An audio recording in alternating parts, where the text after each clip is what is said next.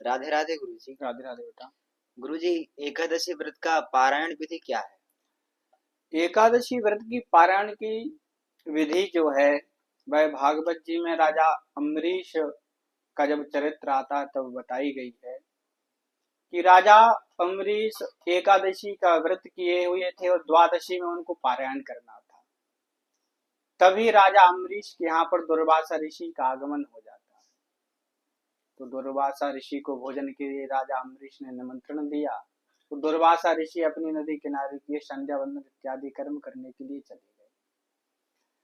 तो राजा अम्बरीश को ऐसा लगा कि मुझे एकादशी व्रत पारायण में कहीं विलंब ना हो जाए, द्वादशी से कुछ ही क्षण रह गई थी। तो दुर्वासा ऋषि अपने निवृत्त से पूजा पाठ से निवृत्त होकर के राजा अम्बरीश के यहाँ पहुंचे नहीं थे। तो राजा अम्बरीश ने ब्राह्मणों से पूछा कि इस अवस्था में मुझे क्या करना चाहिए। तब ब्राह्मणों ने उनको यही उपदेश दिया था कि राजन, द्वादशी में ही एकादशी व्रत का पारायण होता है और वह सर्वोत्तम पारायण कहलाता है।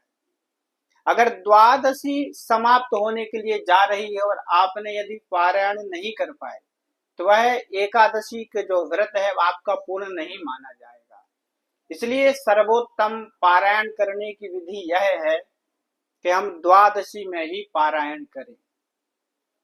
अब भ्रम यह उठता है, कुछ लोग बोलते हैं कि हम दशमी भेदी एकादशी यदि करते हैं तो द्वादशी में हमको पारायण मिल जाता है।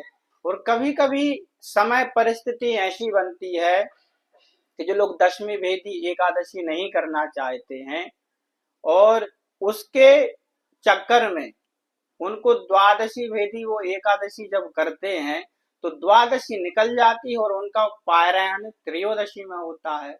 ऐसी स्थिति में जो एकादशी व्रत है उनको क्या करना चाहिए?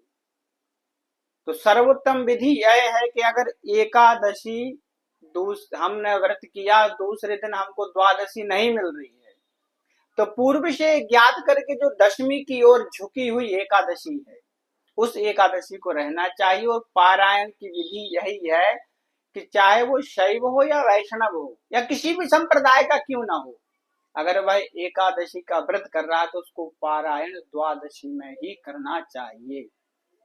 जैसे कि आज शनिवार का दिन है और एकादशी तिथि है। झारखंड में इसको कर्मा एकादशी, अन्य जगह पद्मा एकादशी और मध्य प्रदेश में डोल ग्यारस के नाम से है विख्यात है। आज के दिन मध्य प्रदेश में यह डोल ग्यारस का बहुत भारी महोत्सव मनाया जाता है और भगवान विष्णु की झांकी इत्यादि निकाली जाती है। तो कल जैसे कि आज एकादशी शाम को 4:26 तक रही और समाप्त हो गई। इसके बाद में लग गई द्वादशी। तो जैसे कि रविवार के दिन जो आज एकादशी व्रत है वह प्रातः काल उठ करके स्नान संध्या वंदन करके और पारायण कर सकते हैं।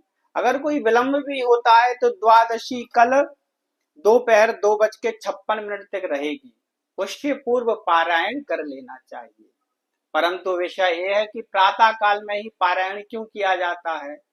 तो हम व्रत हैं तो हमने हमारे साथ में ठाकुर जी को भी व्रत रखा है, तो हम तो विलंब से पारायण कर सकते हैं, परंतु जिनके घर में ठाकुर जी या शालग्राम भगवान विराजमान है उनको विलंब से भोजन ना दे। तो इस भाव से कि हमारे ठाकुर जी भी भूखे बैठे हुए हैं, इसीलिए सभी एकादशी व्रतियों को प्रातः काल उठ करके संध्या वंदन करके बढ़िया सुंदर सा भोजन बना करके पहले ठाकुर जी को प्रसादी पवा में और फिर स्वयं ग्रहण करें। यह एकादशी पारायण की सर्वोत्तम और सर्वमान्य विधि है। सभी के लिए हर हर महादेव।